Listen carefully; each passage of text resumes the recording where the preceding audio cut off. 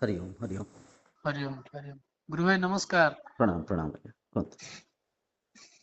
गुरु भाई गोटे मनरे गोटे प्रश्न थिला।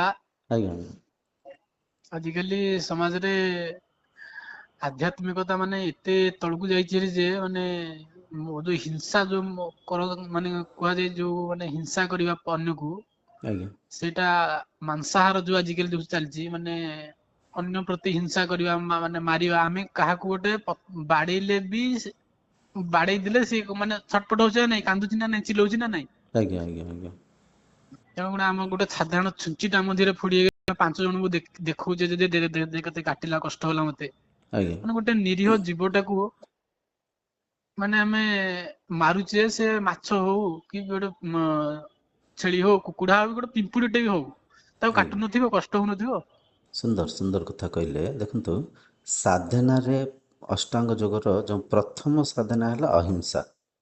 ଆଜ୍ଞା ବୁଝିପାରୁଛନ୍ତି? ଅହିଂସା ସତ୍ୟ। ଅହିଂସା ମାନେ ହିଂସା ନ କରିବା। ଯେମିତି ମୁଁ ସେମିତି ସଂସାରର ପ୍ରତ୍ୟେକ ଜୀବ, ପ୍ରତ୍ୟେକ ପ୍ରାଣୀ, ଗୋଟେ ପଶୁ ପକ୍ଷୀ, ପ୍ରତ୍ୟେକ ଜୀବ ଭିତରେ ସେଇ ଏକ ବ୍ରହ୍ମ ହିଁ ଅଛନ୍ତି। ଆମେ ତ ମଣିଷ ରୂପକ, ଆମେ ପଦେ କଥା କହିଲେ ଆମେ ବ୍ୟାକୁଳ ହେଇଯାଉଛେ, ଅସ୍ଥିର ହେଇଯାଉଛେ। ପଦେ କଥାକୁ ଯଦି କିଛି କିଏ କଟୁ କଥା କହୁଛନ୍ତି, କିଏ ଗାଳି ମନ୍ଦ କରୁଛନ୍ତି, ଆମେ ଆଉ 10 ପଦ ନଗେଇକିରି ତାଙ୍କୁ ଉତ୍ତର ଦେଉଛେ। କଥା ଦେହରେ ଆମେ ଏତେ ଚଳଚଞ୍ଚଳ ଅସ୍ଥିର ହେଇଯାଉଛେ।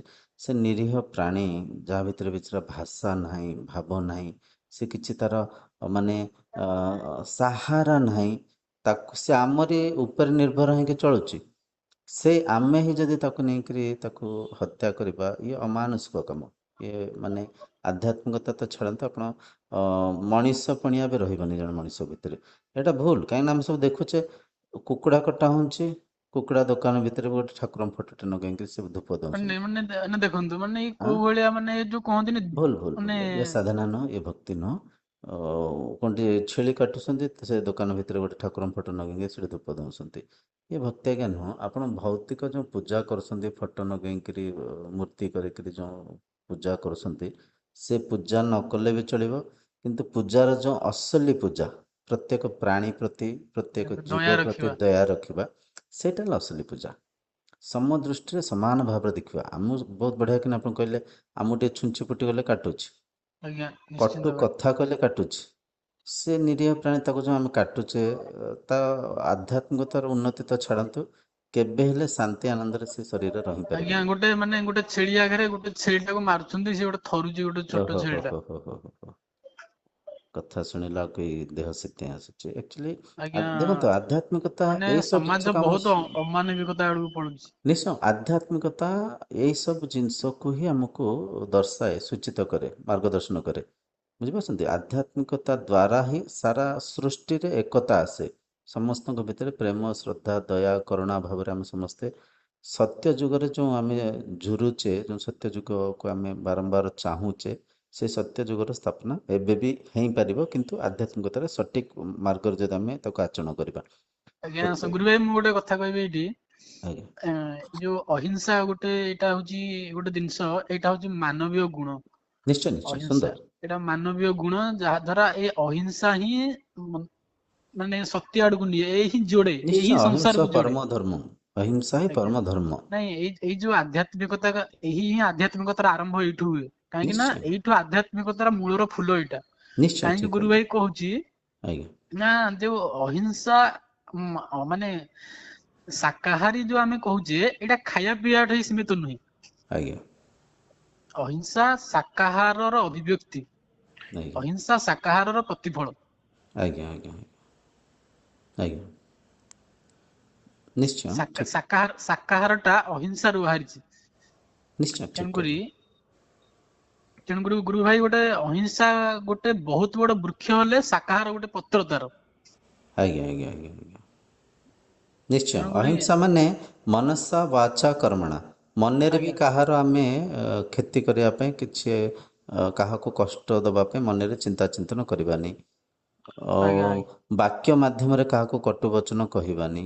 ଆଚରଣ ଆଜ୍ଞା ମାଧ୍ୟମରେ କାହାକୁ ଆମେ କଟୁବଚନ କହିବାନି, କାହାର କ୍ଷତି କରିବାନି, କାହାର ଅନିଷ୍ଟ ଅନର୍ଥ କରିବାନି। ତ ଏଇ ହେଲା ଆଧ୍ୟାତ୍ମିକତାର ପ୍ରଥମ ସାଧନା। ଯାହା ମାଧ୍ୟମରେ ମନ ଭିତରେ ଚଞ୍ଚଳତା ଅସ୍ଥିରତା ଆସିବନି, ମନ ଶାନ୍ତ ରହିବ, ମନ ସଂଯମିତ ରହିବ, ମନ ସମଦୃଷ୍ଟିରେ ଦେଖିବ। ଏମିତି ବୁଝନ୍ତୁ, ଆମ ପରିବାର ଅଛି, ଆଜ୍ଞା ଆମେ ଯେଉଁ ଛୋଟ ଛୋଟ ପରିବାରକୁ ସୀମିତ ପରିବାରକୁ ନିଜ ପରିବାର ମାନିଛେ, ତ ସେ ପରିବାର ଭିତରେ ଦେଖନ୍ତୁ ପିଲା ଛୁଆ କେତେ ଭୁଲ କାମ ବି କରନ୍ତି କିନ୍ତୁ ମା ବାପା ତାଙ୍କୁ କ୍ଷମା କରନ୍ତି, ତାଙ୍କ ମଙ୍ଗଳ ହିଁ ଚାହାନ୍ତି, ତାଙ୍କ ସାଙ୍ଗରେ ଶ୍ରଦ୍ଧା ପ୍ରେମରେ ହିଁ ବିତାନ୍ତି। ବୁଝିପାରୁଛନ୍ତି? ତ ସେଠି ଯେଉଁ ଏକତା ଅଛି, ଆମ ନିଜ ପିଲାଙ୍କୁ ଆମେ ଦେଖିଥିଲେ, ନିଜ ମା ବାପାଙ୍କୁ ଆମେ ଦେଖିଥିଲେ, ନିଜ ଭାଇ ଭଉଣୀକୁ ଆମେ ଦେଖିଥିଲେ, କେତେ ଗୋଟେ ଶ୍ରଦ୍ଧା ସରାଗ ଆସିଯାଉଛି ଆମ ମନରେ। ତ ସେଇ ଭାବନା ଯଦି ସାରା ବିଶ୍ୱର ପ୍ରତ୍ୟେକ ପ୍ରାଣୀ ପ୍ରତି ଆମେ ରଖିବା, ସାରା ବିଶ୍ୱ ଏକ ଏକ ପରିବାର। ହେଇଯିବ। ଏଇଟା ଏକ ଅଛି, ହେଇଯିବ ନୁହଁ, ଏକ ହିଁ ଅଛି, କିନ୍ତୁ ଏକ ଏ ଅଛି ଆମେ ଏକତାକୁ ଜାଣିପାରୁନେ। ଚିହ୍ନି ପାରିବା ଦରକାର। ଆଜ୍ଞା ଆଧ୍ୟାତ୍ମିକତାକୁ ଆଚରଣ କରିକିରି ଦେଖନ୍ତୁ, ଏବେ ମୋ ଭିତରେ ଆପଣ ଅଛନ୍ତି, ଆପଣଙ୍କ ଭିତରେ ମୁଁ ଅଛି। ବୁଝିପାରୁଛନ୍ତି? ଜଣେ ଜଣଙ୍କ ଭିତରେ ଯେହେତୁ ଅଛେ, ଗୋଟେ ସ୍ତରରେ ଆମେ ଜଡ଼ିତ ଅଛେ, ମିଶିକିରି ଅଛେ। ଏ ଯେଉଁ ସଂସାରକୁ ଦେଖୁଛେ, ପିଣ୍ଡ ବ୍ରହ୍ମାଣ୍ଡ ଏକମତ, ଏକ, ଦୁଇ ନାହିଁ। ଯାହା ଏ ପିଣ୍ଡରେ ଅଛି ସେଇଆ ହିଁ ଏ ବ୍ରହ୍ମାଣ୍ଡରେ ଅଛି। ପଞ୍ଚଭୂତରେ ଏ ସଂସାର ଗଢ଼ା ହେଇଛି, ଆକାଶ, ଅଗ୍ନି, ବାୟୁ, ଜଳ, ସ୍ଥଳ। ଏ ଯେଉଁ ପଞ୍ଚଭୂତ ଅଛି, ଏ ପଞ୍ଚଭୂତ ମୋ ଭିତରେ ବି ଅଛି, ଆପଣଙ୍କ ଭିତରେ ବି ଅଛି, ଗୋଟେ ପଶୁ ଭିତରେ ବି ଅଛି, ଗୋଟେ ପକ୍ଷୀ ଭିତରେ ବି ଅଛି। ସାରା ସଂସାର ଆମେ ଜଣେ ଜଣଙ୍କ ସାଙ୍ଗରେ ଜଡ଼ିତ ଅଛେ, ବନ୍ଧନ ବାନ୍ଧିବାର ଆବଶ୍ୟକ ନାହିଁ। ଆମେ ଏମିତିଆ ବନ୍ଧନରେ ଅଛେ, ଆମେ ଚାହିଁଲେ ମଧ୍ୟ ଆମ ବନ୍ଧନକୁ ଆମେ ଭାଙ୍ଗି ପାରିବାନି, ଆମେ ଛାଡ଼ି ପାରିବାନି। ତ ଏ ବନ୍ଧନକୁ ଚିହ୍ନିକିରି ଏ ଯେଉଁ ସୀମିତ ପରିବାରକୁ ନୁହଁ, ଅସୀମ ଏ ଯେଉଁ ସଂସାରକୁ ଯେତେବେଳେ ଏକ ପରିବାର ରୂପରେ ଦେଖିବେ, ଯେମିତି ଯେଉଁ ଶ୍ରଦ୍ଧା, ଯେଉଁ ପ୍ରେମ, ଯେଉଁ ଶାନ୍ତି ଆମ ନିଜ ଭାଇ ଭଉଣୀ କି ମା ବାପାଙ୍କୁ ପିଲାଙ୍କୁ ଦେଖିକିରି ଆସୁଛି, ସେଇ ଶାନ୍ତି, ସେଇ ମାନେ ମନର ଶୁଦ୍ଧତା, ମନର ସେ ଯେଉଁ ଆନନ୍ଦ ସ୍ଥିତି ଆପଣ ସଂସାର ପ୍ରତ୍ୟେକ ପ୍ରାଣୀ ସାଙ୍ଗରେ ବ୍ୟବହାର କରିକି ସେଇ ଆନନ୍ଦକୁ ପାଇପାରିବେ। ଏଇ କଥା ମୁଁ ଗୁରୁ ଭାଇ ମାନେ ଲୋକଙ୍କୁ କହିଲା ବେଳେ ଯେ କାହିଁକି ମାଂସାହାର କରୁଛନ୍ତି, ଆଉ ବହୁତ ଝିଅ ମାନେ ନିରୀହ ଝିଅ ମାନଙ୍କୁ ମାରି ଦଉଛନ୍ତି, ଆଉ ଆଜ୍ଞା କେତେ କଷ୍ଟ ହଉଛି ସେମାନଙ୍କୁ ଯୋଉ ମାନେ ମାରୁଛନ୍ତି। ଆଜ୍ଞା ଗୋଟେ ମାଛଟେ ହଉ ତାକୁ ମାନେ କାଟୁଛନ୍ତି, କି ଛେଳି କୁକୁଡ଼ାଟେ ହଉ, ମାନେ ଆଜ୍ଞା ମାନେ ଆଜ୍ଞା ଦେଖି ହବନି ସେ ଦୃଶ୍ୟ। ଆଜ୍ଞା ତାଙ୍କୁ ଆଜ୍ଞା ଆଜ୍ଞା କହିଲା ମାନେ ସେମାନେ କଣ କରୁଛନ୍ତି ନା, ସେମାନେ ବହୁତ ତର୍କ କରୁଛନ୍ତି, ମାନେ ତାକୁ ଘୋଡେଇବା ପାଇଁ, କଥାଟାକୁ ମାନେ ମାନୁନାହାନ୍ତି ଭୁଲ ଟା, ତାଙ୍କୁ ଘୋଡେଇବା ପାଇଁ ବହୁତ ପ୍ରକାର ତର୍କ କରୁଛନ୍ତି ଯେ ଗଛ ପତ୍ରର ଜୀବନ ଅଛି। ହଁ, ଆଜ୍ଞା ଆଉ ଆମ ପୂର୍ବ କାଳରୁ ମାଂସାହାର କରି କରି ଆସୁଥିଲୁ, ଆଜ୍ଞା ମାନେ ଆଜ୍ଞା ବହୁତ ତର୍କ କରୁଛନ୍ତି ତାକୁ ଘୋଡେଇବା ପାଇଁ। ବୁଝିପାରିଲି ବୁଝିପାରିଲି। ଦେଖନ୍ତୁ ଏଠି ଆକ୍ଚୁଆଲି ଭାବି ନିଅନ୍ତୁ, ଜଣେ ମଦୁଆ ବ୍ୟକ୍ତି ମଦ ପିଉଛନ୍ତି, ମଦ ନିଶାରେ ସେ ମଦ ସୁଖରେ ମନକୁ ବାନ୍ଧିଛନ୍ତି କିରି ସେ କ'ଣ କରୁଛନ୍ତି ପରଖି ପାରନ୍ତିନି, ଅବିବେକ ହେଇଯାଆନ୍ତି। ସେ ବ୍ୟାଖ୍ୟା କରନ୍ତି, ତାଙ୍କୁ ଯଦି କହିବେ ଭାଇନା ମଦ ଫଦ ପିଉଛନ୍ତି ଦେହ ଖରାପ ହେବ, କାହିଁ ତାକୁ ଏମିତି କରୁଛନ୍ତି, ନିଶା ଛାଡ଼ନ୍ତୁ, ସେ ଆପଣଙ୍କୁ ଓଲଟା ଉପଦେଶ ଦେବେ। ସେ କହିବେ ମଦ ପିଇବା ଯଦି ଖରାପ, ଡକ୍ଟରମାନେ ପିଉଛନ୍ତି, ଓକିଲମାନେ ପିଉଛନ୍ତି, ବଡ଼ ବଡ଼ ଅଫିସରମାନେ ପିଉଛନ୍ତି, ବଡ଼ ବଡ଼ ପଢ଼ା ଲେଖା କବିମାନେ ପିଉଛନ୍ତି, ସେ କ'ଣ ଭୁଲ? ଶାସ୍ତ୍ରରେ ଅଛି ଭଗବାନ ବି ସୁରାପାନ କରନ୍ତି, ଏମିତି କରନ୍ତି, ଏମିତି ସବୁ ବ୍ୟାଖ୍ୟା ମାନେ ଦେଇକିରି ହଁ କୁହନ୍ତି। ଠାକୁରଙ୍କ ଆଡେ ବି ଠାକୁରଙ୍କ ଆଡ଼କୁ ମାନେ ନେଇ ପଳାନ୍ତି। ନେଇକି ପଳେଇବେ। ଭଗବାନ ଭଗବାନ ଶଙ୍କର ଭଗବାନ ବି ସେ ବିଷ ହଳାହଳକୁ ପିଇଥିଲେ। ମାନେ ଯେହେତୁ ସେ କାମକୁ କରୁଛନ୍ତି, ସେ ଠାକୁରଙ୍କୁ କୋଉଠି ଦେଖିଛନ୍ତି ମଦ ପିଇବା? ମଦୁଆ ଠାକୁର ଅଛନ୍ତି କୁହନ୍ତୁ? ସେ ସବୁ ମାନେ ନା ତାଙ୍କ ନିଜର ଅମାନସିକ କାର୍ଯ୍ୟକୁ ଲୁଚେଇବା ପାଇଁ ଏହିପରିକା ବ୍ୟାଖ୍ୟା ଦେଇଥାନ୍ତି। ଠିକ୍ ସେମିତି ଯିଏ ମାଂସ ଖାଉଛନ୍ତି, ସେ ରୁଚିରେ ବାନ୍ଧିଛନ୍ତି ହେଇକିରି ସେ କାର୍ଯ୍ୟକୁ ସେ ଛାଡ଼ି ପାରୁନାହାନ୍ତି। ଆଉ କିଏ ଯେ ମଣିଷ ମନ ଏମିତିଆ, ସେ ଭୁଲ କଲେ ବି ପ୍ରଶଂସା ଚାହୁଁଥାଏ। ତ ସେଇଥିପାଇଁ ସିଏ କହିବେ ଯେ ଗଛରେ ଜୀବ ଅଛି। ଗଛ ଫଳରେ ଆଜ୍ଞା ଜୀବ ଅଛି ସତ୍ୟ। ଏମିତି ଦେଖିବାକୁ ଗଲେ ଗୋଟେ ପଥରରେ ବି ଜୀବ ଅଛି, ନାହିଁ? ପଥରକୁ ଯଦି ଆଜ୍ଞା ଆମେ ଭାଙ୍ଗି ଯିବା, ତା ଭିତରେ ତା ବି ଭିତରେ ତା ଭିତରେ ଇଲେକ୍ଟ୍ରନ ବି ପ୍ରୋଟନ। ମୋଲିକୁଲ୍ସ ଅଛି। ମୋଲିକୁଲ ଭିତରେ ଆପଣ ଦେଖିବେ ଅଛି, ତାର ଭିତରେ ଅର୍ବିଟ ଅଛି, ଇଲେକ୍ଟ୍ରନ୍ସ, ପ୍ରୋଟନ୍ସ, ନ୍ୟୁଟ୍ରନ୍ସ ତା ଭିତରେ ବି ଅଛନ୍ତି। ନିର୍ଜୀବ କିଛି ନାହିଁ, ସବୁ ଭିତରେ ସେ ଏକ ଶକ୍ତି ହିଁ ଅଛନ୍ତି। କିନ୍ତୁ ଆଜ୍ଞା ଏ ସଂସାରରେ କିଛି ଜିନିଷ ଖାଇବା ପାଇଁ ନିର୍ମାଣ ହେଇଛି, କିଛି ଜିନିଷକୁ ଆମେ ଶ୍ରଦ୍ଧା କରିବା ପାଇଁ ନିର୍ମାଣ ହେଇଛି। ମାନେ ଭାବି ନିଅନ୍ତୁ, ଗଛ ବୃଛ ସେ ତାଙ୍କ ପୀଡ଼ାକୁ ବ୍ୟକ୍ତ କରନ୍ତିନି। ଅନ୍ନକୁ ଔଷଧ କୁହାଯାଇଛି। ଔଷଧ ଶରୀର ଅନ୍ନ ମାଧ୍ୟମରେ ହିଁ ନିର୍ମାଣ ହେଇଛି, ଅନ୍ନକୁ ଖାଇକିରି ହିଁ ପରିଚାଳନା ହୁଏ। ତ ଖାଦ୍ୟ ସେଇଟା ଖାଇବା ଯେଉଁଟା ଭୋଗ ଲଗେଇବା ଯୋଗ୍ୟ। ଏମିତି ଦେଖନ୍ତୁ, ବାହାରେ ଆମେ ଯେଉଁ ଠାକୁରଙ୍କୁ ଭୋଗ ପ୍ରସାଦ ପରସୁଛେ, ଆମେ ଫଳ ଦଉଛେ, ଆମେ ପଣା ଦଉଛେ, ତାକୁ ଠାକୁର ଖାଉଛନ୍ତି? ଠାକୁର ସେ ଭୋଗ ଖାଉଛନ୍ତି କି? ଠାକୁର ନା, ଆମେ କେବଳ ଗୋଟେ ଇଏ କରୁଛେ, ଭାବ ସମର୍ପଣ ବ୍ୟକ୍ତ କରୁଛେ। କରିବା ପାଇଁ ସମର୍ପଣ କରୁଛେ, କିନ୍ତୁ ଆଜ୍ଞା, ସତ୍ୟରେ କୋଉ ଠାକୁର ଖାଉଛନ୍ତି? ଏ ଯୋଉ ବ୍ରହ୍ମ ଅଛନ୍ତି, ବ୍ରହ୍ମା ଆମ ଭିତରେ ଯୋଉ ଅଛନ୍ତି ଆମ ଈଶ୍ୱର। ଭିତରେ ଯୋଉ ଈଶ୍ୱର ଅଛନ୍ତି, ତାଙ୍କୁ ଆମେ ଶରୀର ମାଧ୍ୟମରେ, ମନ ମାଧ୍ୟମରେ ତାଙ୍କୁ ଉପାସନା କରିବା ପାଇଁ କି ସେ ଶରୀରକୁ ବଞ୍ଚିତ ରଖିବା ପାଇଁ ଆମେ ଖାଦ୍ୟକୁ ଖାଉଛେ। ତ ଯେଉଁ ଖାଦ୍ୟ ଭୋଗ ଲଗେଇବା ଯୋଗ୍ୟ, ସେ ପରିକା ଖାଦ୍ୟକୁ ଖାଇବାର ଅଛି। ଆଉ ଏମାନେ ବୁଝିପାରିବେନି, ଯିଏ ଖାଉଛନ୍ତି ସେ ବିଭିନ୍ନ ପ୍ରକାର କଥା କହିବେ, ଆଉ ତାଙ୍କ ସାଙ୍ଗେ ବୃଥା ତର୍କ କରିବାର ତ ଆବଶ୍ୟକ ନାହିଁ, କିନ୍ତୁ ତାଙ୍କୁ ବିରୋଧ ଯିଏ କରିବାର ବି ନିହାତି ବୁଝିଯିବେ, ଆବଶ୍ୟକ ଅଛି। ଆଜ୍ଞା ବିରୋଧ ନିହାତି ଆବଶ୍ୟକ, ବିରୋଧ ନିହାତି କରିବା ବିରୋଧ ଦରକାର, କାହିଁକି ନିଶ୍ଚୟ ନା ଯିଏ କରିବାର ଅଛି। ଯିଏ ବୁଝିଯିବେ ସାଙ୍ଗେ ସାଙ୍ଗେ ବୁଝିଯିବେ, ଯୋଉମାନେ ନ ନିଶ୍ଚୟ। ବୁଝିବେ ତାଙ୍କୁ ସିଏ କେବେ ହିଁ ବୁଝିବା ପାଇଁ ଚାହିଁବେନି, ଆଜ୍ଞା ଆଜ୍ଞା ଆଜ୍ଞା। ବୁଝିବେନି ସେ କେବେ। ସେ ଗୁରୁ ରୁଚିରେ ଭାଇ ମୁଁ, ବାନ୍ଧି। ଆଜ୍ଞା ଆଜ୍ଞା କୁହନ୍ତୁ। ଗୁରୁ ଭାଇ, ଗୋଟେ ଗଛ ପତ୍ରକୁ କାହିଁକି କଷ୍ଟ ହୁଏନି ମୁଁ ଗୋଟେ କହୁଛି ଏଠି, କାହିଁକି ଗଛ ପତ୍ର ମାନେ ମାରିକି ଖାଇବା, ଗଛ ପତ୍ରକୁ ଫଳ ଖାଇବା କାହିଁକି ଉଚିତ ନା, ଆଜ୍ଞା ଆମେ ଗୋଟେ ଆମକୁ କିଏ ଗୋଟେ ବାଡେଇଲେ, ଆଜ୍ଞା ଆମକୁ କିଏ ଗୋଟେ ଆଘାତ ଦେଲେ, ଆଜ୍ଞା ଆମର କଣ ସେଇ ଜାଗାକୁ କଷ୍ଟ ହଉଛି? ସେଇ ଜାଗାକୁ କଷ୍ଟ ହଉନି, ଆମ କଷ୍ଟ ହଉଛି ଆମ ମସ୍ତିଷ୍କକୁ। ଆଜ୍ଞା ଆଜ୍ଞା ଆଜ୍ଞା ଆଜ୍ଞା। ଆପଣ ଦେଖିଥିବେ ବଡ ବଡ ମାନେ ଅପରେସନ ଯେତେବେଳେ କରାଯାଏ, ମାନେ ହାତ ଗୋଡ କଟାକଟି କରାଯାଏ, ମାନେ ସେମିତି ରୋଗୀ ଏମିତି ଦେଖୁଥିବ ତା ଆଖି ସାମ୍ନାରେ ଏମିତି କଟାକଟି ଆଜ୍ଞା କରୁଥିବ। ଆଜ୍ଞା ଆନେସ୍ଥେଟିଆ ଦିଅନ୍ତି। ଆଜ୍ଞା ଆଜ୍ଞା, ସିଏ ଆଜ୍ଞା କଣ କରନ୍ତି ନା, ଆନାସ୍ଥେସିଆ ବୋଲି ଗୋଟେ ଅଛି, ସେମାନେ ତାଙ୍କୁ ଦିଅନ୍ତି, ଯାହା ଦ୍ୱାରା କି ଯୋଉ ମସ୍ତିଷ୍କକୁ ଯୋଉ ସିଗ୍ନାଲ ଟା ଯାଏ ଆଜ୍ଞା ବ୍ରେକ୍ ବ୍ରେନ କୁ, କରିଦିଆଯାଏ। ଆଜ୍ଞା ସେଟାକୁ ବ୍ଲକ କରିଦିଅନ୍ତି।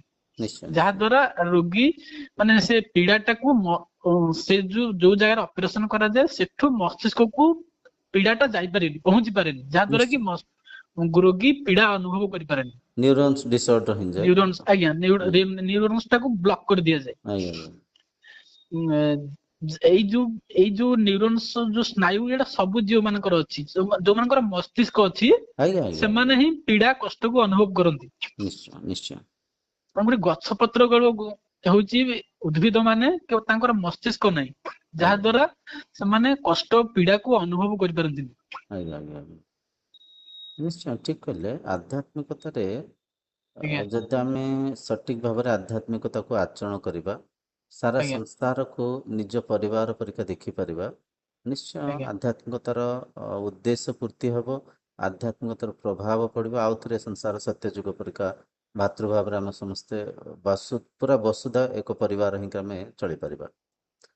ଆଜ୍ଞା ସାର୍, ଆମର ଗୁରୁ ଭାଇ ଆଉ ଗୋଟେ କଥା ହଉଛି, ଏଇ ସବୁ ମାଛ ମାଂସ ଇତ୍ୟାଦି ତ ବହୁତ ବଡ ହିଂସା, ମାରିବା ଅନ୍ୟକୁ ବହୁତ ବଡ ହିଂସା। ଆଜ୍ଞା ତେଣୁ ମୁଁ ଭିଡିଓରେ, ମୁଁ ମୋବାଇଲରେ ଦେଖିଥିଲି, ମାନେ ବହୁତ ଆଜ୍ଞା ବଢିଆ, ମାନେ କୁକୁଡା ଠୁ ଅଣ୍ଡା ଯେତେବେଳେ ଆଣୁଛେ, କୁକୁଡା କଣ ମରିଯାଉଛି?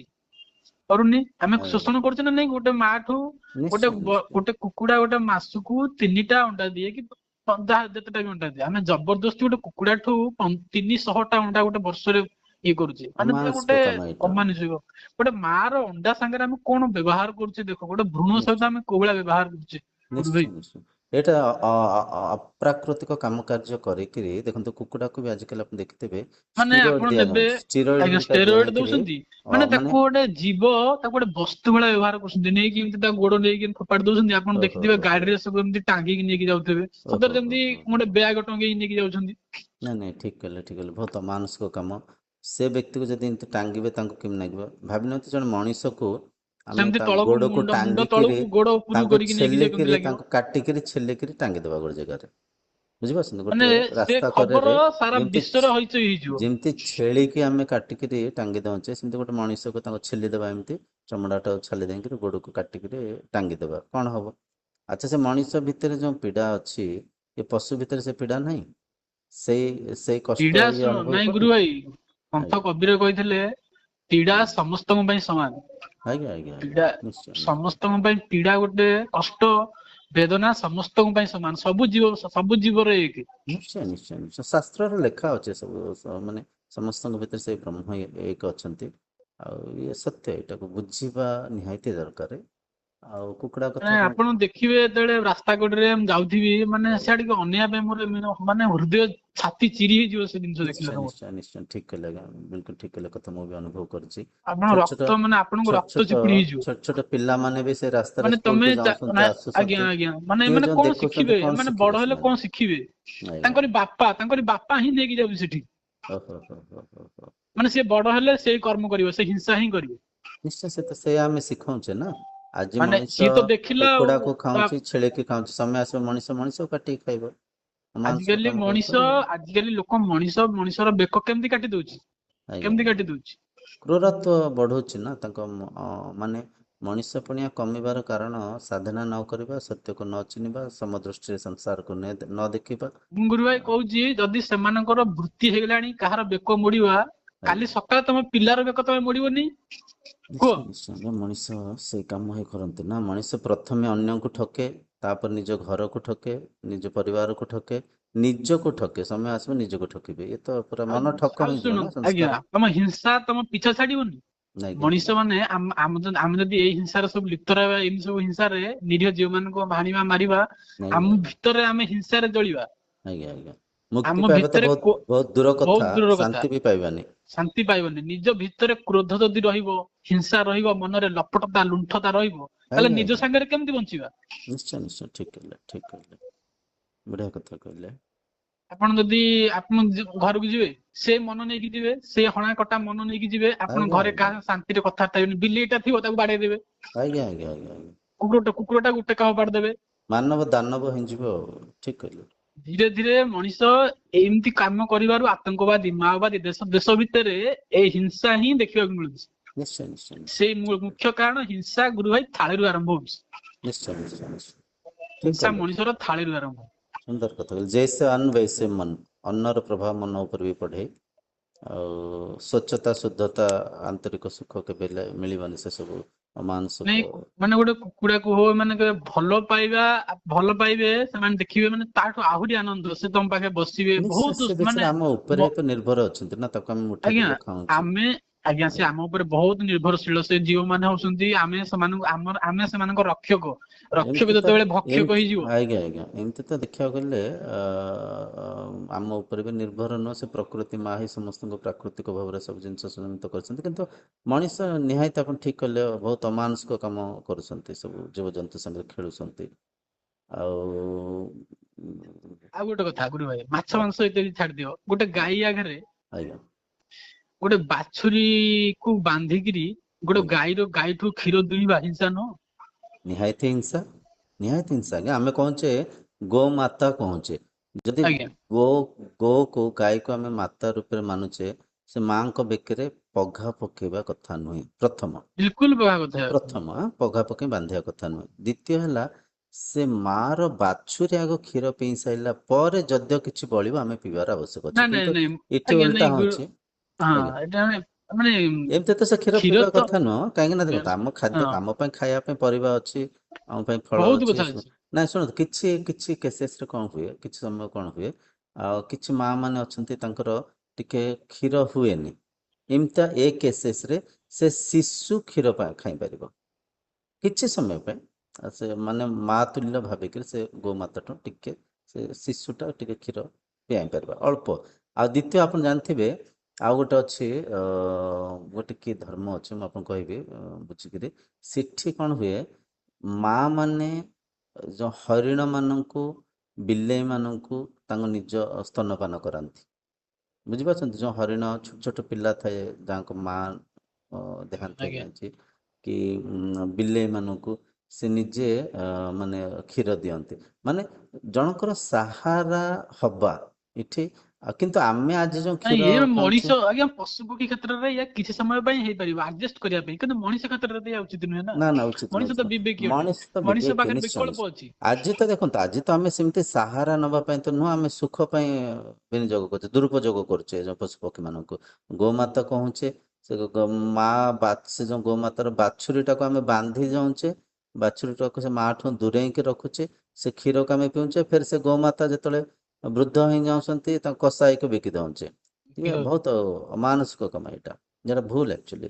ଆଉ ଦ୍ଵିତୀୟ ଦେଖନ୍ତୁ, ଆଜ୍ଞା ଦେଖନ୍ତୁ ସବୁର ପରିଣାମ ମଣିଷ ଭୋଗୁଛନ୍ତି ବି। ଭୋଗୁଛନ୍ତି କେମିତି, ଦେଶୀ ଗାଈ ତ ଆଉ ନାହିଁ, ଲୁପ୍ତ ହେଇଗଲେ ସବୁ ଜର୍ସି ଗାଈ। ଗାଈମାନଙ୍କୁ ଇଞ୍ଜେକ୍ସନ ଦିଆଯାଉଛି। ଗାଈ ମାନଙ୍କର ଯୋଉ ପଶୁ ଆହାର ଦେହରେ ବି ଷ୍ଟିରଏଡ ଦିଆଯାଉଛି, ଅଧିକ ଦୁଗ୍ଧ ଉତ୍ପାଦନ କରିବା ପାଇଁ ବିଭିନ୍ନ ପ୍ରକାର କେମିକାଲ୍ସ, ବିଭିନ୍ନ ପ୍ରକାର ରାସାୟନିକ ଜିନିଷ ତାକୁ ଖୁଆଉଛନ୍ତି। ତ ସେଇ ସବୁ ଜିନିଷ ଆମ ଭିତରେ ବି ପଶୁନି କି? ବୁଝିପାରୁଛନ୍ତି ତାର ନିଶ୍ଚିନ୍ତ ପ୍ରଭାବ ବି ବସ୍ତୁ ସାର୍। ପଡୁଛି ଆମ ଉପରେ। ତାର ପ୍ରଭାବ ଏକ ତ ମାନସିକ ସ୍ତରରେ ଆମେ କ୍ରୂର ହେଇକା ଯାଉଛେ, ମାନସିକ ସ୍ତରରେ ଅମାନସିକ କୃତକାର୍ଯ୍ୟ କରୁଛେ। ଜଣେ ମାଠୁ ତା ଛୁଆଟାକୁ ଅଲଗା କରିକି ସେ ମାର କ୍ଷୀରକୁ ଖାଇକିରି ଆମେ ଏକରେ ତ ମାନସିକ କାମ କରୁଛେ ହିଁ, ଦ୍ୱିତୀୟ ଆମ ଆରୋଗ୍ୟ ବି ହନନ ପତନ ହେଇକି ଯାଉଛି। ତାପରେ ତୃତୀୟ ଆଉ ଗୋଟେ କଥା, ଆଜି ଆମେ ଏମିତିଆ ସ୍ତରରେ ଆସି ପହଞ୍ଚିଛେ, ସେ କ୍ଷୀରକୁ ବି କଲେକ୍ଟ କରିକିରି ଆପଣ ଦେଖିବେ କ୍ଷୀର ଦିହରେ ସର୍ପ ଗୁଣ୍ଡ ମିଶିଆ ହେଉଛି, ତେଲ ମିଶିଆ ହେଉଛି, ଗୋଟେ କେମିକାଲ ମିଶିଆ ହେଉଛି, କାହିଁକିନା ତାର ଯେଉଁ ଘିଅ ଲେବଲକୁ, ତା ଘିଅକୁ ବଢ଼େଇବା ପାଇଁ ସେମାନେ ବିଭିନ୍ନ ବଢେଇବାକୁ ପ୍ରକାର, ବୁଝିପାରୁଛନ୍ତି, ତାକୁ ସବୁ ମିଶେଇକିରି ସେମାନେ ଷ୍ଟୋରରେ ଦେଉଛନ୍ତି। ଷ୍ଟୋରରେ ସେମାନେ କ'ଣ କରୁଛନ୍ତି, ଯେଉଁ ମିଲ୍କ ପ୍ଲାଣ୍ଟ ଅଛି ସେ ତା ଦେହରେ ଘିଅ ବାହାର କରିଦେଉଛନ୍ତି, ଲହୁଣୀ ସବୁ ବାହାର କରିଦେଉଛନ୍ତି, ସେ ପାଣି ଦେହରେ କ'ଣ ପାଉଡ଼ର ମିଶେଇକିରି ବିକୁଛନ୍ତି। ମାନେ ଦେଖନ୍ତୁ କେତେ ସ୍ତରରେ ମଣିଷ ମାନସିକ କାମ କରିକିରି ନିଜର ହନନ ପତନ, ସଂସାରର ହନନ ପତନ କରି କରି ଚାଲିଛି। ତ ସୁନ୍ଦର କଥା କହିଲେ। ଏଇଠି ଗୋଟେ ଗୁରୁ ଭାଇ କଥା କହିବାକୁ ଚାହୁଁଛି। ଏଇ ଆଜ୍ଞା, ଯୋଉ ସ୍ତନ୍ୟପ୍ରାୟୀ ଯେତେକ ପ୍ରାଣୀ ଅଛନ୍ତି, ଗାଈ କଣ ଖାଲି ତା ଛୁଆକୁ କ୍ଷୀର ଦଉଛି, ଆଉ କେହି କ୍ଷୀର ଦଉନାହାନ୍ତି? ନିଶ୍ଚୟ ନିଶ୍ଚୟ ନିଶ୍ଚୟ ନିଶ୍ଚୟ ଦଉଛନ୍ତି। କେବଳ ଆମର ସବୁ ପ୍ରଜାତିର ଜୀବ ତ ତା ନିଜ ମା ଠୁ କ୍ଷୀର କେବଳ ତା ମା ଠୁ ହିଁ ପିଅନ୍ତି। ନିଶ୍ଚୟ ଆଉ ଇଏ ନିଶ୍ଚୟ ନିଶ୍ଚୟ ମଣିଷ କେବଳ ଗୋଟିଏ ଜାତି, ଆପଣ ଦେଖନ୍ତୁ ଇଏ କେବଳ ଅନ୍ୟ ଜୀବର କ୍ଷୀର ପିଉଛି, ଗାଈର ମଣିଷ କ୍ଷୀର ପିଉଛି। ତା ବୁଦ୍ଧିକୁ ଦୁରୁପଯୋଗ କରୁଛନ୍ତି। ବୁଝିପାରୁଛନ୍ତି, ଆଜ୍ଞା। ମଣିଷ ଆଜି ଗୋଟେ ଏମିତିଆ ସ୍ଥିତିରେ ମଣିଷ ଆସି ପହଞ୍ଚିଛି, ମଣିଷ ଅବିବେକୀ ପାଲଟି ଯାଇଛି। ଏସବୁ କଥାକୁ ଦେଖିପାରୁନି। ଆମର ସବୁ ଯେଉଁ ବୈଦିକ ପରମ୍ପରା ଥିଲା, ଆମର ଯେଉଁ ଆଶ୍ରମ ବିଦ୍ୟା ଥିଲା, ସେଥିରେ ଏଇସବୁ ଜିନିଷ ହିଁ ବୁଝିଆ ହେଉଥିଲା। ପ୍ରତ୍ୟେକ ପ୍ରାଣୀର ଯତ୍ନ ନେବା, ପ୍ରତ୍ୟେକ ପ୍ରାଣୀକୁ ସମ୍ମାନ ଦେବା, ପ୍ରତ୍ୟେକ ପ୍ରାଣୀ ଭିତରେ ସେ ବ୍ରହ୍ମକୁ ଦେଖିବା, ଏଇସବୁ ଦେଖନ୍ତୁ ମୂଳ କଥା, ମଣିଷ ମନକୁ ଯଦି ଆମେ ସଜାଡ଼ି ଦେବା ନା, ସଂସାର ସଜାଡ଼ି ହେଇଯିବ, ସଂସାର ସୁଧୁରିଯିବ। କିନ୍ତୁ ଆମ ବୈଦିକ ପରମ୍ପରାକୁ ଆମେ ପଢ଼ୁନେ, ପରାବିଦ୍ୟାକୁ ଆମେ ଆଚରଣ କରୁନେ, ବେଦ ବେଦାନ୍ତ ଉପନିଷଦକୁ ଆମେ ପଢ଼ୁନେ, ଯାହା ଫଳରେ ଯାହା ପରିଣାମ ସ୍ୱରୂପ ଆଜି ମଣିଷ ଯିଏକି ମାଧବ ସ୍ୱରୂପ, ସେ ଦାନବ ହେଇକା ଯାଉଛନ୍ତି। ଆଜ୍ଞା ଆଜ୍ଞା, ଭଲ ଲାଗିଲା ଆଉ ଆପଣଙ୍କ ଗୋଟେ କଥା। ଆଉ ଗୋଟେ ଆଉ ଗୋଟେ ବଢିଆ କଥା, ଆମର ସେଇ ଯୋଉ ମାନେ ଏଇ ତ ଆଇଁଷ ଛାଡ, ଏଇ କ୍ଷୀର ଇତ୍ୟାଦି ଯୋଉ ଯେତେ ପ୍ରକାର ପଶୁ ପଦାର୍ଥ ଅଛି, ଆଜ୍ଞା ମାନେ ମୁଁ ଗୋଟେ ୟୁଟ୍ୟୁବରେ ଦେଖୁଥିଲି, ତାକୁ ମାନେ ସବୁକୁ ତ୍ୟାଗ କରିକି, ପଶୁ ପଦାର୍ଥକୁ ତ୍ୟାଗ କରିକି ଲୋକ ରହୁଛନ୍ତି, ମାନେ ଯାହାକୁ କହନ୍ତି ଭିଗାନ ବୋଲି କହନ୍ତି। ବିଜ୍ଞାନ ବିଜ୍ଞାନ, ସୁନ୍ଦର କଥା କହିଲେ, ସୁନ୍ଦର କଥା। ମୁଁ ବି ଆଜ୍ଞା। ଦେଖିଛି, ମାନେ ଏମିତି ବି ମହୁ ବି ଖାଇବା କଥା ନୁହଁ, ତା ମହୁ ଦେହରେ ବି ଖାଆନ୍ତିନି, ମାନେ ସୁନ୍ଦର କାହିଁକି କଥା ଖାଆନ୍ତିନି କହିଲେ। ନା, ମହୁ ଗୋଟେ ଜୀବଟାକୁ ଇଏ କରିକି ସେ ଆଣୁଛେ ଆମେ, ଗୋଟେ ମହୁମାଛି, ସେ କେତେ ଗୋଟେ ଘର ପରିଶ୍ରମ ଭାଙ୍ଗି ଆଣୁଛେ। କରିକିରି, ମହୁମାଛିଟେ କୁନି ମାଛି, ସେ କେତେ ପରିଶ୍ରମ କରି ବୁଲିକିରି ଯାଇକିରି କ୍ଷୀରରୁ, ସରି, ଫୁଲରୁ ମହୁ ସଂଗ୍ରହ କରିକି ସେ ଆଣିକି ତା ଫେଣାରେ ରଖୁଛି, ସେ ଭବିଷ୍ୟତରେ ଆଜ୍ଞା। ଖାଇବା କି ଆମେ ଯେମିତି ଆଜିକାଲି ଆର୍.ଡି କରୁଛେ, ଏଫ୍.ଡି କରୁଛେ, ପଇସାକୁ ବ୍ୟାଙ୍କରେ ସଞ୍ଚୟ କରି ରଖୁଛେ ଭବିଷ୍ୟତ ପାଇଁ, ସେ ବି ସେମିତି ତା ଭବିଷ୍ୟତ ପାଇଁ ସେ କେତେ କଷ୍ଟ କରିକିରି ଗୋଟେ ଫୁଲର ଘର ତିଆରି, ରସକୁ ଆଣିକିରି ତା ଭିତରେ ସଂଗ୍ରହ କରିକି ରଖୁଛି। ମଣିଷ ଯାଇକି ତାକୁ କାଟିକି ଆଣିକି ଖାଇ ନେଉଛି, ମାନେ ଏଇଟା ବି ଅମାନସିକ କାମ। ମହୁ ବି ଖାଇବା ତାକୁ କଥା ପୁଣି ନୁହଁ। ଖାଉଛନ୍ତି, ତାକୁ ପୁଣି କହୁଛନ୍ତି ପଞ୍ଚାମୃତ। ପଞ୍ଚାମୃତ, ଏଇ ସବୁ ପଞ୍ଚାମୃତରେ କ୍ଷୀର, ବହୁତ ବହୁତ ପ୍ରକାର ଉଦାହରଣ ତର୍କ କରିକି ତାକୁ ବହୁତ ପ୍ରକାର ଆଚ୍ଛା ଉଦାହରଣ ଆଚ୍ଛା ଆଚ୍ଛା, ଦଉଛନ୍ତି। ଆପଣ କହିବା କଥା ଯୋଉ ପୂଜାରେ ଗାଈ ଘିଅ ବି ପଡୁଛି, ଆଜ୍ଞା, କ୍ଷୀର ହଁ ବି ହଁ, ପଡୁଛି, ଦହି ବି ମହୁ ପଡୁଛି, ପକଉଛନ୍ତି। ମହି ବି ପଡୁଛି। ଆଚ୍ଛା ଆଚ୍ଛା, ବଢିଆ ହଁ, କଥା କହିଲେ, ପଞ୍ଚାମୃତ। ପଞ୍ଚାମୃତ ତାକୁ କହୁଛନ୍ତି। ଇଏ ପୂଜା ଆଜ୍ଞା ନୁହଁ। ମୁଁ ତାଙ୍କୁ ଇଏ କହିଲି, ମୁଁ ତାଙ୍କୁ ଆଜ୍ଞା କହିଲି, ଯଦି ସେ ଆଜ୍ଞା ଅମୃତ, ଆଜ୍ଞା ମୁଁ ତାଙ୍କୁ କହିଲି, ମୁଁ ଯଦି ମହୁଟା ଯଦି ତମ ପାଇଁ ଅମୃତ ହେଲା, ତମେ ଯେତେବେଳେ ତାର ଘର ଭାଙ୍ଗୁଛ, ତମକୁ କାହିଁ ଆସି ଗୋଡେଇ ଗୋଡେଇ ସେ କାମୁଡୁଛି, ଖୁମ୍ପୁଛି କାହିଁକି? ଯଦି ଅମୃତ ତାହେଲେ ତ ସମସ୍ତେ ଯାଚିକି ଦବା କଥା, ଆଜ୍ଞା ନିଅନ୍ତୁ ଅମୃତ, ଜୀବ ନିଶ୍ଚୟ ଜଗତ ନିଶ୍ଚୟ, ସମସ୍ତେ ପାଇବେ ଆକୁ। ବହୁତ ତାହେଲେ ଗଭୀର ତମେ ଯଦି କଥା ତାଠୁ ଆଜ୍ଞା, ବହୁତ ଛଡେଇକି ଗଭୀର ଆଣୁଛନ୍ତି, କଥା। ସେ କାହିଁ ତମକୁ ଗୋଡେଇ ଗୋଡେଇ କାମୁଡୁଛି ମହୁମାଛି? ଆଜ୍ଞା ଆଜ୍ଞା ଆଜ୍ଞା, ଆଗକୁ ବୁଝିବା ଦରକାର। ବହୁତ ଲୋକ ଅଛନ୍ତି ପାଗଳ ଭାବିବାକୁ, କଣ ଇଏ କି ଚର୍ଚ୍ଚା ଆଜ୍ଞା କରୁଛନ୍ତି କଣ, ନିଶ୍ଚିନ୍ତ ନାଇଁ, କାହିଁକିନା ମାନେ ସିଏ ଏ ଏଇ ଗଭୀରତାକୁ ସେ ଧରି ପାରିବେନି। ଧରି ପାରିବେନି, ସେ ତ ଏକ ଦିନ ମାରିବା, ହତ୍ୟା କରିବା ଛାଡି ନାହାନ୍ତି। ଆଜ୍ଞା ଆଜ୍ଞା, ସେ ତ ମାନେ ଅନ୍ୟକୁ ହିଂସା କରିବା ଛାଡୁନାହାନ୍ତି, ମାରି ଦଉଛନ୍ତି ପରିଷ୍କାର। ଆଜିକାଲି ସମାଜରେ ଓହୋ ଯୋଉ ହୋ ହୋ ପରିସ୍ଥିତି ହୋ ଅଛି, ହୋ ସେ ହୋ। କଥାଠୁ କେମିତି ଜାଣିବେ? ଅନ୍ୟର ମହୁ ଛଡେଇଦବା, ନିଶ୍ଚୟ ନିଶ୍ଚୟ, ବହୁତ ଗଭୀର କଥା। ମାରିବା ଗୁରୁ ଭାଇ ବହୁତ ବଡ ହିଂସା। ଅନ୍ୟର ଘର ଭାଙ୍ଗିଦବା ବି ହିଂସା। ହିଂସା ନିଶ୍ଚୟ। ଦେଖନ୍ତୁ ସେଇ କଥା ଅନ୍ୟର ଆମେ ଦାନା ଟିକେ ଛଡେଇଦବା ପୂର୍ବରୁ, ବି ହିଂସା। ନିଶ୍ଚୟ ଟିକେ ପୂର୍ବରୁ ଆମେ ସେଇ କଥା ହଉଥିଲେ, ଆମ ଦ୍ୱାରା ଯେମିତି କେହି ପୀଡ଼ିତ ନ ହୁଅନ୍ତୁ, ଏଇଟା ପୀଡିତ ହିଁ ନ ହୁଅନ୍ତୁ। ଆଜ୍ଞା, ଆଧ୍ୟାତ୍ମିକତା, ଏଇଟା ହିଁ ଭକ୍ତି। ମୋ ଦ୍ୱାରା ଯେମିତି କାହାର ହାନି ନ ହଉ, କେହି ପୀଡ଼ିତ ନ ହୁଅନ୍ତୁ, କେହି କଷ୍ଟ ନ ପାଆନ୍ତୁ, ସେଇପରିକା ଆମେ ଯଦି ଜୀବନ କରିକିରି ଆମେ ଜୀବନକୁ ମାନେ ସେଇ ବିଧିରେ ଆମେ ଯଦି ଜୀବନଯାପନ କରିବା, ସାରା ବିଶ୍ୱ ଶାନ୍ତିରେ ରହିପାରିବ। ଆଜ୍ଞା ବହୁତ ମୁଁ ଗଭୀର କଥା। ଗୁରୁ ଭାଇ ସେ ଭିଗାନ ଟାକୁ ମୁଁ ଏବେ ମୁଁ ବହୁତ ମାନେ କେତେ ବର୍ଷେ ପାଖାପାଖି ହବ ମୁଁ ଆପଣେଇଛି। ମାନେ ମୋର ମାନେ ବହୁତ ମତେ ଭଲ ଲାଗିଲାନି ଏ ହିଂସା ଦେଖିକି, ଝିଅମାନଙ୍କ ପ୍ରତି ଦୟା ସୁନ୍ଦର ଆସିଲା। ସୁନ୍ଦର ସୁନ୍ଦର ମୁଁ ସୁନ୍ଦର ମାନେ କ୍ଷୀର ଇତ୍ୟାଦି ମୁଁ ସବୁ ଛାଡି ଦେଇଛି, କ୍ଷୀର ସୁନ୍ଦର। ମାଛ ମାଂସ ଦେଖନ୍ତୁ ଏମିତି ଆର କି ମାନେ ପ୍ରଭାବ ବି ଆପଣଙ୍କ ଆରୋଗ୍ୟ ଉପରେ ପଡିବ। ଆପଣ ବହୁତ ସଶକ୍ତ ରହିବେ, ଆପଣଙ୍କ ଭିତରେ ରୋଗ ପ୍ରତିରୋଧକ ଶକ୍ତି ବଢିବ। ଆପଣଙ୍କ ଭିତରେ ଯୋଉ ଏକ୍ସଟ୍ରା ଯୋଉ କୋଲେଷ୍ଟ୍ରଲ, ଯୋଉ ଡାଇବେଟିସ୍, ଏସବୁ ଜିନିଷରେ ଆପଣ ବଞ୍ଚିତ ରହିବେ। ଏମିତି କି ବୁଝିପାରୁଛନ୍ତି? ଚମଡା ଭଲ ଜୋତା ବି ମୁଁ ଉନ୍ନତି ହେବ। ଚମଡା ଜୋତା ବି ପିନ୍ଧୁନି ବା। ମୁଁ ଚମଡା ଜୋତା ବି ମୁଁ ମାନେ ଭାବୁଛି ମନେ ସୁନ୍ଦର ମନେ ନାଇଁ ସୁନ୍ଦର ସୁନ୍ଦର ୟା ପଛରେ ଗୋଟେ ନିରୀହ ଜୀବଟା ହତ୍ୟା ହେଇଥିବ। ସୁନ୍ଦର ମୁଁ କଥା କେବେ କହିଲେ। ପିନ୍ଧୁନି ଏ ଜିନିଷ ଗୁଡାକ କେବେ। ବହୁତ ଗଭୀର କଥା, ବହୁତ ଗଭୀର କଥା, ବହୁତ ଗଭୀର ଲୋକମାନଙ୍କ କଥା। ପାଖରେ ଟିକେ ଏଇ କଥାଟା ସେ ପହଞ୍ଚେଇଲେ, ଭିଗାନ ବୋଲି ଗୋଟେ ନିଶ୍ଚୟ ଆମେ ଶବ୍ଦ ଏ ଯାହାକି ଭିଡିଓ ଯୋଉ ଆମ ଏ ଚର୍ଚ୍ଚାଟାକୁ ବି ଆମେ ଅପଲୋଡ କରିଦବା, ଆମେ ୟୁଟ୍ୟୁବରେ ଅପଲୋଡ କରିବା। ମାନେ ଯଦି ଆଉ ପରିବର୍ତ୍ତନ ହୁଅନ୍ତେ ଧୀରେ ଧୀରେ, ନିରୀହ ଜୀବ ମାନେ ବହୁତ ମାନେ ଯୋଉମାନେ କାହାର କିଛି ଦୋଷ କରିନାହାନ୍ତି, ଯୋଉମାନେ ଆପଣ ନିର୍ଦ୍ଦୋଷ। ଜାଣିଥିବେ ଆପଣ ଜାଣିଥିବେ ଯୋଉ ରେଶମ ଲୁଗା ସବୁ ବୁଣା ହଉଛି। ଆଜ୍ଞା ରେଶମ ଆଜ୍ଞା ଲୁଗା ହଁ ବୁଣିବା ହଁ ହଁ ପୂର୍ବରୁ ତା ଭିତରେ ବି ବହୁତ ପୋକ ମାନଙ୍କୁ ମାରି ଦିଅନ୍ତି ସେମାନେ। ମାରି ଦଉଛନ୍ତି ଆଗ ତାଙ୍କୁ ବହୁତ ପୋକ ମାରନ୍ତି। ମଲବାର ପତ୍ରକୁ ଖୁଆଇକିରି ସେ ପୋକକୁ ବଢାନ୍ତି। ସେ ପୋକ ଦ୍ଵାରା ରେଶମକୁ ନେଇକରି ସେ ପୋକକୁ ମାରିକିରି ସେ ରେଶମ ଆଣିକିରି ଲୁଗା ବୁଣା ହଉଛି। ମାନେ ସେଇଟା ବି ମାନେ ତା ପଛରେ ନିହାତି ବି ଗୋଟେ ହିଂସା ଲୁଚିକି ଅଛି ଗୁରୁ ଭାଇ। ହିଂସା ହିଂସା। ଆପଣ ଦେଖିଥିବେ ଗୋଟେ ଧର୍ମ ଅଛି ଜୈନ ଧର୍ମ। ଜୈନ ଧର୍ମରେ ସେମାନେ ପାଟିରେ ଗୋଟେ ଛୋଟ ପଟି ପକେଇଥାନ୍ତି, କପଡା ପଟି ଦେଖିଛନ୍ତି? ଆଜ୍ଞା ଆଜ୍ଞା ମୁଣ୍ଡ ଲଣ୍ଡା ହେଇଥାନ୍ତି, ଧଳା ବସ୍ତ୍ର ପିନ୍ଧନ୍ତି, ଭଗବାନ ମହାବୀରକୁ ମାନନ୍ତି ସେମାନେ। ତ ସେଠି ଜୈନ ଧର୍ମରେ କୁହାଯାଇଛି ଅହିଂସା ପରମ ଧର୍ମ। ସେ ପାଟି ନାଙ୍କ ମାଧ୍ୟମରେ କାଳେ କୌଣସି କୀଟାଣୁ ଭୂତାଣୁ ପଳେଇକିରି ତାଙ୍କର ହତ୍ୟା ହେଇଯିବ ବୋଲିକିରି ସେମାନେ ଦେଖନ୍ତୁ ପାଟିକୁ ବି ବନ୍ଦ ରଖନ୍ତି। ସେ ଯୋଉଠି ବି ବସିବେ ତାଙ୍କ ଯୋଉ ସନ୍ଥ ଥାନ୍ତି ତାଙ୍କ ହାତରେ ଗୋଟେ ମୟୂର ପିଞ୍ଛ ଥାଏ, ସେ ମୟୂର ପିଞ୍ଛରେ ସେଟାକୁ ଝାଡୁ ମାରିବେ। କାଳେ କୌଣସି ପିମ୍ପୁଡି କିଛି ଜୀବ ଥିବ ହତ୍ୟା ହେଇଯିବ ବୋଲି ତାଙ୍କୁ ଝାଡୁ ମାରିକି ସେଠି ବସନ୍ତି। ମାନେ ଦେଖନ୍ତୁ ମାନେ ସମ୍ପୂର୍ଣ୍ଣ ମାନେ ମାନେ ଦେଖ ମାନେ କାହିଁକି ଗୁରୁ ଭାଇ ଏଇଟା ଆପଣ ଯୋଉଟା କହିଲେ ଏଟା ବହୁତ ବଢିଆ କଥା। କାହିଁକି ନା ଆମେ ଯେତିକି ବିବେକି, ଆମେ ଯେତିକି ଜାଣିବାର, ଆମେ ଆଜ୍ଞା ସେତିକି ସତର୍କ ହେଇକି ରହିବାକୁ ଚଳିବ ଏ ସଂସାରରେ। ନିଶ୍ଚୟ ନିଶ୍ଚୟ। ଆଉ ଆ ଦ୍ୱାରା ହିଁ ସାରା ବିଶ୍ୱରେ ଶାନ୍ତି ଆସିବ। ସାରା ଶାନ୍ତି ଆସିବ। ବିଶ୍ୱରେ। କାହିଁକି ନା ହଁ ଶୁଣନ୍ତୁ ଆପଣ ଯୋଉ ଜୀବାଣୁ ଆଉ ଗୋଟେ କଥା ମୁଁ ଏଠି ଲୋକମାନଙ୍କୁ କହିଦବା ପାଇଁ ଚାହୁଁଛି ଗୁରୁ ଭାଇ। ଆଜ୍ଞା ଆଜ୍ଞା। ଆମେ ଆମେ ହିଂସାକୁ କେବେ ରୋକି ପାରିବାନି ଯୋଉ ପର୍ଯ୍ୟନ୍ତ ଆମେ ଜୀବ ହେଇକିରି ଜନ୍ମ ହେଇଛେ। ଯୋଉ ପର୍ଯ୍ୟନ୍ତ ଆମେ ଜୀବ ହେଇକିରି ଜନ୍ମ ହେଇଛେ, ତ ଆମ ନିଃଶ୍ୱାସରେ ଜୀବାଣୁ ମରୁଛନ୍ତି। ଆଜ୍ଞା ଚାଲିଗଲେ ପିମ୍ପୁଡି ମରୁଛନ୍ତି। ତ ଆଜ୍ଞା ତାକୁ ଆମେ ରୋକି ପାରିବାନି, ସେ ହିଂସାକୁ ଆମେ ରୋକି ପାରିବାନି। ଆଜ୍ଞା ସେଥିପାଇଁ କ୍ଷମା ଅଛି। ଆଜ୍ଞା ଆଜ୍ଞା ଯୋଉ ଆଜ୍ଞା। ହିଂସା ଜାଣି ନ ଶୁଣିକିରି ହିଂସା କରିକିରି କରିବାନି। ଜାଣି ଆଜ୍ଞା ଶୁଣିକି ଶୁଣନ୍ତୁ, ଆମ ଯୋଉ ଦ୍ୱାରା ହିଂସା ଆମେ ନ କରିକିରି ଆଜ୍ଞା ଜୀବନରେ ଭଲରେ ଖାଉଛେ, ପିଉଛେ, ବଞ୍ଚି ପାରୁଛେ, କାହିଁକି ସେ ହିଂସା କରିବା? ସୁନ୍ଦର କଥା କହିଲେ, ସୁନ୍ଦର କଥା। ଲୋକମାନେ ବହୁତ ତର୍କ କରନ୍ତି, ପିମ୍ପୁଡି ତ ମରିଯାଉଛନ୍ତି ଚାଲିଗଲେ। ନିଃଶ୍ୱାସ ନେଇ ତ ଏ ଜୀବାଣୁ ମରୁଛନ୍ତି। ତୁ ତାହେଲେ କଣ ପାଇଁ ଇଏ କରୁଛୁ? ତୁ ନାଇଁ ତାହେଲେ ଅବିବେକୀ ଲୋକ ଯିଏ ସେ ରୁଚି ଉପରେ ବାନ୍ଧି ହେଇ ଯାଇଛନ୍ତି ସେଇପରିକା ଅବିବେକୀ ଲୋକ ଏସବୁ କଥା କହନ୍ତି। କିନ୍ତୁ ଯାହା ଭିତରେ ମଣିଷ ପୁଣିଆ ଥିବ, ଟିକେ ବି ବିବେକ ଥିବ, ବୁଦ୍ଧି ଥିବ, ସେମାନେ ଆଜ୍ଞା ଏସବୁ କଥାକୁ ଆମ ପାଖରେ ବିକଳ୍ପ ଅଛି ଯେ ଆମେ ଶାକାହାରୀ ଖାଦ୍ୟ ଖାଇକିରି ନିରୋଗୀ ଜୀବନ ଆଉ ନିଶ୍ଚୟ ସୁଖ ଶାନ୍ତିରେ ବଞ୍ଚି ପାରିବା ନିଶ୍ଚୟ ଜୀବନରେ। ଆରୋଗ୍ୟରେ ଆରୋଗ୍ୟ ଆନନ୍ଦରେ ରହିବା, ବଞ୍ଚି ଆଉ ପାରିବା। ଆଜ୍ଞା ଅନ୍ୟ ଜୀବ ପ୍ରତି ଦୟା ରଖିବା, ଭଲ ପାଇବା ଦବା, କେତେ ବଢିଆ ଆଜି ଜୀବନ। ଦେଖନ୍ତୁ ପଞ୍ଚଭୂତ ଯଦିଓ ଦୂଷିତ ହେଇଛି, କେବଳ ମଣିଷ ତା ଇନ୍ଦ୍ରିୟ ସୁଖରେ ହିଁ ପଞ୍ଚଭୂତକୁ ଦୂଷିତ କରି କରି ଚାଲିଛି। ବୁଝିପାରୁଛନ୍ତି? ଆଉ ଇଏ ସୁନ୍ଦର ଧରା ପୃଷ୍ଠରେ ସମସ୍ତେ ଆରୋଗ୍ୟରେ ଆନନ୍ଦରେ ଆମେ ବଞ୍ଚିପାରିବା। ସମସ୍ତଙ୍କର ଆବଶ୍ୟକତା ପୂର୍ତ୍ତି ହେଇପାରିବ। କାହିଁକିନା ଏ ପ୍ରକୃତି ସେଇପରିକା ସଂରଚନା ହେଇଛି।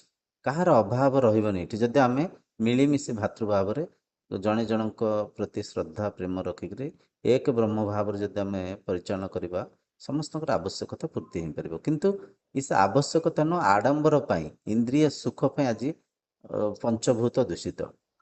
ଜଳ ପ୍ରଦୂଷଣ, ସ୍ଥଳ ପ୍ରଦୂଷଣ, ଭୂ ପ୍ରଦୂଷଣ, ଯୋଉ ଆପଣଙ୍କର ବାୟୁ ପ୍ରଦୂଷଣ, କେତେ ପ୍ରଦୂଷଣରେ ଆଜି ମଣିଷ, ଇଲେକ୍ଟ୍ରୋନିକ ୱେଭ୍ସର ପ୍ରଦୂଷଣ, ସବୁ ବୁଝିପାରୁଛନ୍ତି? ଅନ୍ତରିକ୍ଷରେ ବି ଯାଇ ମଣିଷ ଉତ୍ପାତ ମଚେଇଲେଣି। ଏସବୁ ଜିନିଷର ମୂଳ କାରଣ ଇନ୍ଦ୍ରିୟ ସୁଖ, ସୁଖ ଭୋଗ କରିବା, ଆଜ୍ଞା ମାୟାରେ ନିଶ୍ଚିନ୍ତ ବାନ୍ଧି ହବା। ବାଧ୍ୟ ହବା। ସଂଯମତା ଦିନକୁ ଦିନ ଆମ ଭିତରେ ପଳଉଛି ନା।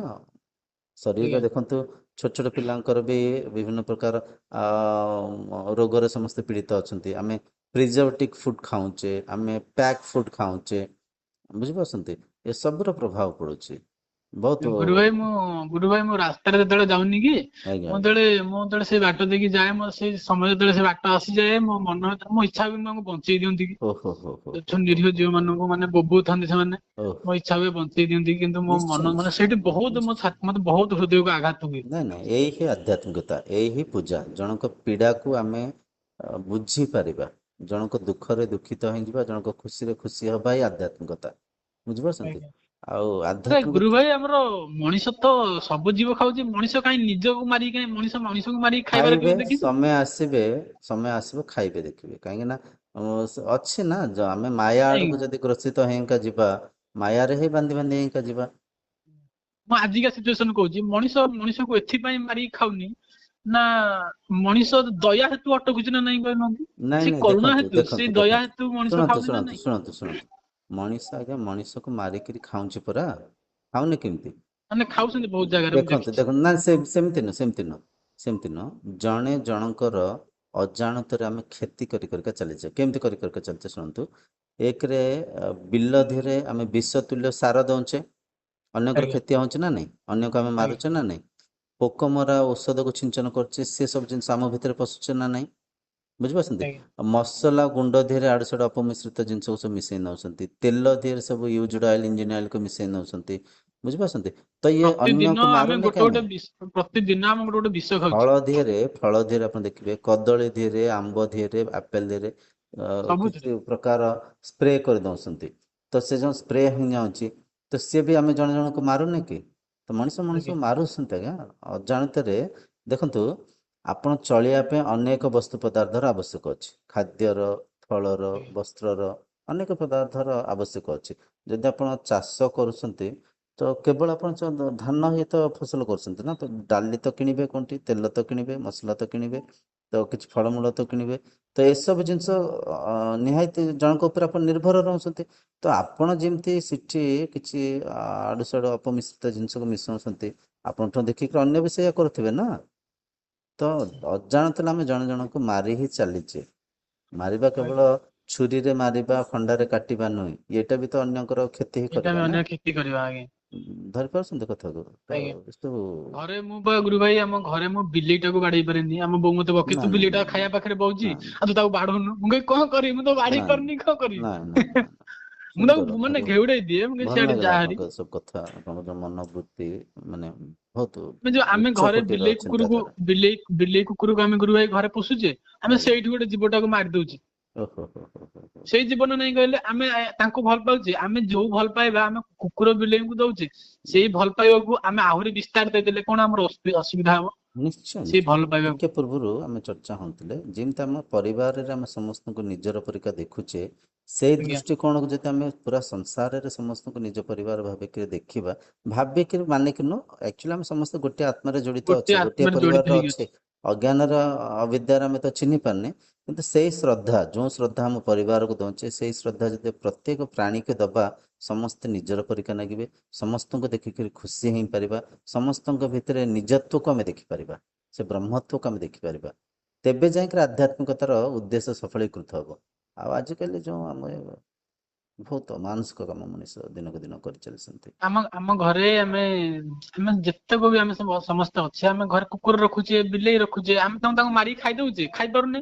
ଆଜ୍ଞା ଆଜ୍ଞା ଆଜ୍ଞା। କେବଳ କାହିଁ ଖାଇପାରୁନେ? ଦୟା ହେତୁ ଏଠି ଖାଇପାରୁନେ। ଦେଖନ୍ତୁ, ସରକାରକୁ ବି କିଛିଟା ପଦକ୍ଷେପ ନେବାକୁ ପଡ଼ିବ। ବନ୍ୟ ପ୍ରାଣୀକୁ ମାଇଲେ ସେଠି ହଉଛି କେସ୍ ହଉଛି, ତାଙ୍କ ନାଁରେ ଏଫଆଇଆର ଦର୍ଜ ହଉଛି, କେସ୍ ଆଉ ହଉଛି ଏମାନେ କଣ ଯୋଉ ବନ୍ୟପ୍ରାଣୀ। ରାସ୍ତା କଡରେ ଯୋଉ ସବୁ ହଉଛନ୍ତି, ମାନେ ଜୀବ ବନ୍ୟପ୍ରାଣୀ ଯଦି ନୁହନ୍ତି? କେସ୍ ହଉଛି, ଗୃହପାଳିତ ପ୍ରାଣୀକୁ ଆମେ କେମିତି ମାରିକିରି ଖାଉଛେ? ସିଏ ତ ଆହୁରି, ତାଙ୍କୁ ଆଜ୍ଞା। ଆହୁରି ଶ୍ରଦ୍ଧାରେ ରଖୁଛେ, ଆହୁରି ଶ୍ରଦ୍ଧା ଆହୁରି ତାଙ୍କୁ ରଖିବା କଥା। ପାଳୁଛେ, ତାଙ୍କ ପ୍ରତି ଆହୁରି ଆଜ୍ଞା। ପ୍ରେମ ବଢିବା କଥା, ତାଙ୍କ ପ୍ରତି ଆହୁରି ମୋହ ବଢିବା କଥା। ତ ଆମେ ତାଙ୍କୁ କେମିତି ମାରୁଛେ? ଇଏ କିଛି ସ୍ପେସିଫିକ। ମାନେ ଆମେ ଦୟା ହେତୁ ଆମେ ଅଟକୁଛେ ନା ନାଇଁ, ଯେ ଯୋଉ ଦୟା ହେତୁ ଆମେ ଯାଇକିରି ଅଟକୁଛେ ନା ନାଇଁ ଯୋଉଠି ହେଲେ, ଯେ ଯଦି ଆମେ ଆଜ୍ଞା ଯାଇକିରି କୋଉଠି ଅଟକୁଛେ, ତ ଆଜ୍ଞା ଟିକେ ଆଜ୍ଞା। ଆଗରୁ କାହିଁକି ନ ଅଟକିବା?